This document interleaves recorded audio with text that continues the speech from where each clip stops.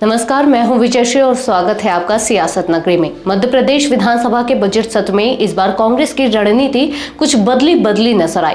नेता प्रतिपक्ष उमंग सिंघार के नेतृत्व में कांग्रेस ने हंगामे की जगह चर्चा पर जोर दिया और सरकार से सीधे सवाल किए।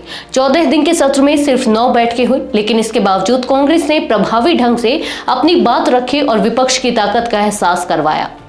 अक्सर कांग्रेस विधायकों को विरोध और हंगामे के जरिए सरकार पर हमला बोलते देखा जाता है, लेकिन इस बार माहौल अलग था।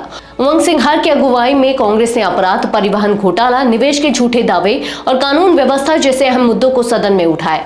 इसका असर यह हुआ कि कई बीजेपी विधायक और मंत्री कांग्रेस के सवालों में फंसते नजर आए।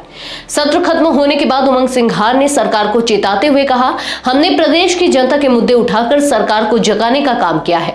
अब सरकार जागी या नहीं, यह कुछ महीनों में पता चलेगा। अगर जनता की समस्याओं को नजरअंदाज किया गया तो कांग्रेस और जोर से आवाज उठाएगी।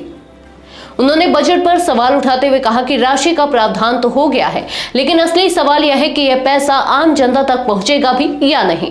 कांग्रेस आने वाले महीनों में इस पर नजर रखेगी।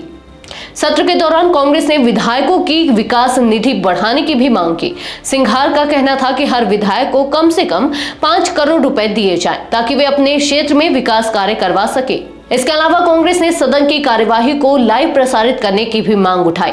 सिंघार ने कहा, जनता को यह जानने का हक है कि सदन में सरकार और विपक्ष किस तरह से उनकी समस्याओं को उठा रहे हैं। अगर कार्यवाही लाइव होगी तो सच्चाई सबके सामने आएगी। संख्या बल में कम होने के बावजूद कांग्रेस ने इस बार तर्कों और बहस के जरिए सरकार को घेरने की कोशिश की। राजनीतिक विश्लेषकों का मानना है कि कांग्रेस का यह नया अंदाज उसे फायदा पहुंचा सकता है। अब बड़ा सवाल यह है कि क्या कांग्रेस इस रणनीति को अगले सत्रों में भी जारी रखेगी या फिर से हंगामे का रास्ता अपनाएगी। इसका जवाब आने वाले समय में मिलेगा। आज के लिए बस इतना ही। ऐसी और राजनीतिक खबरों के लिए जुड़े रहिए सियासत नगरी के साथ। धन्यवाद।